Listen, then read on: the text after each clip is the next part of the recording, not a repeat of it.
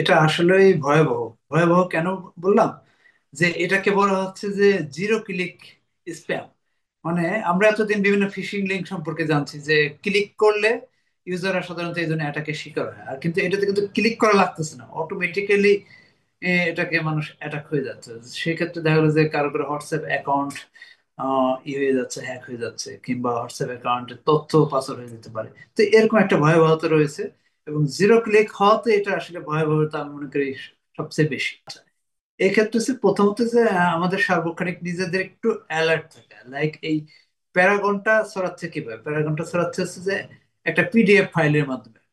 যে লাইক আপনাকে কেউ একটা ডকুমেন্ট সেন্ড করলো, সেই ডকুমেন্ট ভেবে আপনি ওপেন করলেন, তখনই আপনি এটা এটাকে শিকার হলেন। অন্যান্য ফিশিং লিঙ্কের ক্ষেত্রে কি হয়, আপনাকে লিঙ্ক পাঠায়, লিঙ্ক পাঠানোর সাথে যেহেতু আমরা জানি এটা, সে সতর্ক হয়ে যায়। কিন্তু কেউ একটা পিডিএফ ফাইল পাঠালো, সেটা স্বাভাবিকভাবেই কেউ অসতর্কতাবশত ফাইলটা ওপেন করে ফেলে, সেই ক্ষেত্রে এটাকে শিকার হচ্ছে। তাই এই ধরনের অপরিচিত কোনো নাম্বার থেকে কোনো যদি পিডিএফ ফাইল কিংবা কোনো ডকুমেন্টস আসে, সেটা ক্লিক করার ক্ষেত্রে খুব সাবধানতা অবলম্বন করতে হবে। এরপরে ট্রাস্টেড কন্ট্যাক্টস আসলে কোনো হোয়াটসঅ্যাপের কোনো ডকুমেন্টস কিংবা কোনো লিঙ্কে ক্লিক করা ঠিক হবে না।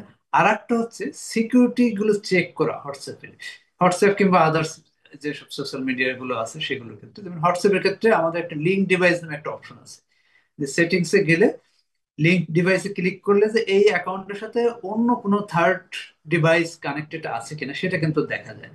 তো সেটা প্রতিদিনই কিছু সার্টেন সময় এটা চেক করা যায় আসলে এরকম কোনো অ্যাটাকের শিকার হয়েছে কিনা, কিংবা থার্ড ডিভাইস কোনো কানেক্টেড আছে কিনা, সেই জিনিসগুলো কিন্তু দেখা যায়।